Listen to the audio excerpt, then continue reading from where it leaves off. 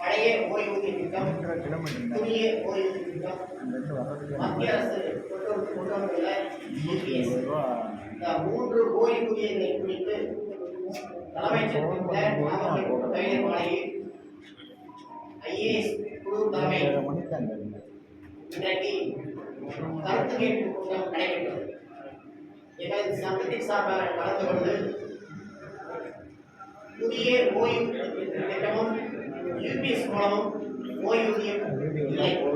35 ஆண்டுகள் பணிபுரிந்தவர்களுக்கு ஓய்வூதியம் இல்லாததால் இந்த ஆட்சி வருவதற்கு முன்பாக வாக்குறுதி 309 கொடுத்தது போல பழைய ஓய்வூதியத்தை நீங்கள் மீண்டும் வழங்க வேண்டும் என்று அனைத்து சங்கங்களும் வலியுறுத்தி வந்திருக்கிறோம்.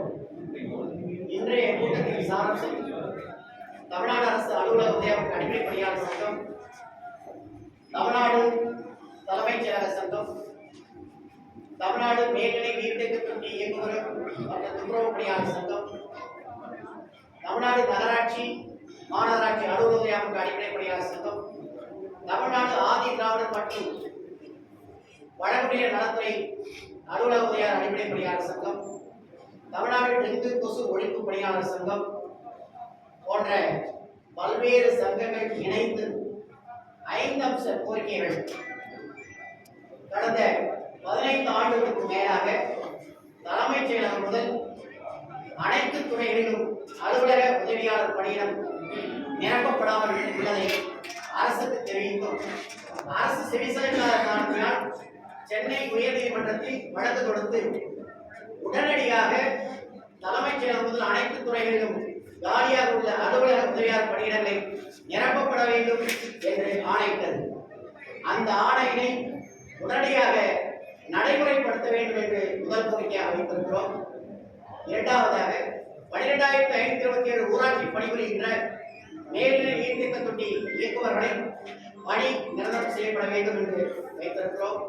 அதுபோல பண்ணை பணியாளர்கள், பல்நோக்கு மருத்துவமனை பணியாளர்கள், டெங்கு கொசு ஒழிப்பு பணியாளர்கள், ஆதி திராவிட நலத்துறை DCMPC துறையிலே பணிபுரிகின்ற துப்புரவு பணியாளர்கள் போன்ற பல்வேறு துறைகளிலே பணியாற்றுகின்ற அந்த பணியாளர்களை எல்லாம் உடனடியாக காலமுறை ஊதியத்தில் கொண்டு வரப்பட வேண்டும் போன்ற 5 அம்ச கோரிக்கைகளை வலியுறுத்தி எதிர்வருகின்ற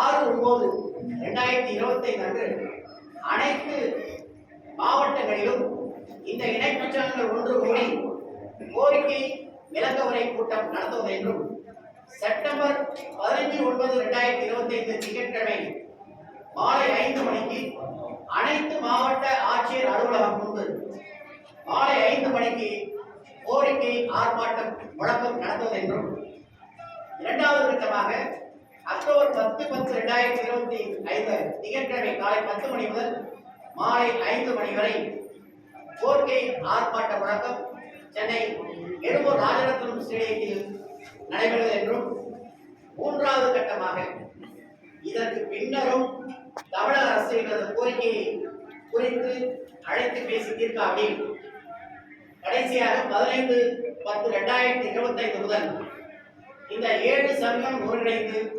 காலவரையற்ற வேலைநிறுத்தம் நடத்துவதென முடிவு செய்யப்பட்டுள்ளது.